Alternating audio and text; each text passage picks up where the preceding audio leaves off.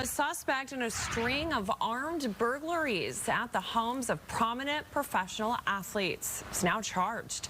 Detectives say a 21-year-old is the ringleader here. Prosecutors accused him of breaking through windows, jamming security systems, and even caught him on surveillance video with a gun in hand. Fox 13's Frankie Thompson has more.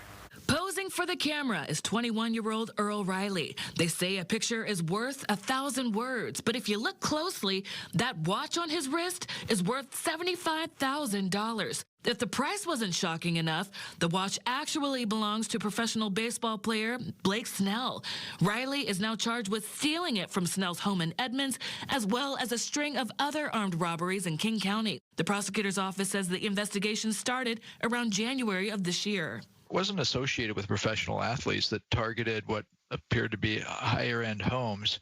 And we began working with law enforcement at that time, not recognizing that this case would evolve into something much different. It evolved to even more brazen break-ins that crossed city lines over the course of several months. These burglaries spanned multiple jurisdictions. I think we're probably working with 6 different police jurisdictions at one point in order to coordinate the effort. Victims of these armed burglaries include professional athletes like Snell, but also Mariners superstar Julio Rodriguez, Luis Castillo, Edgar Martinez, and retired Seahawk Richard Sherman. Court documents reveal Castillo's Issaquah home was hit twice by suspect Riley and at least one accomplice. The first time was February 7th.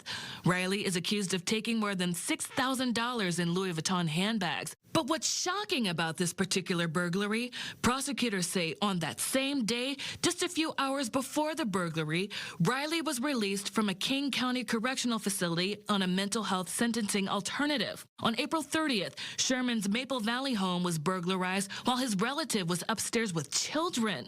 Surveillance video captured the suspects at the home. At one point during the incident, court documents say a victim at the house was held at gunpoint and asked where Richard Sherman was. Rodriguez's Mercer Island home was also occupied when suspect Riley broke in. Court docs say his girlfriend barricaded herself in the main bedroom bathroom and had to use her body weight to stop the suspect from getting to her. In all of the cases, detectives say Riley and his accomplices got away with items totaling more than $500,000.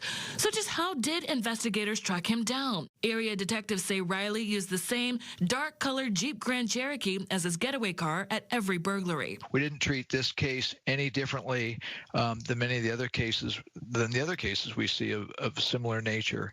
You know, when this kind of series of violent incidents is occurring in our county, we always take these seriously and do our best to give it the appropriate attention and resources. Detectives were able to recover some of the stolen items.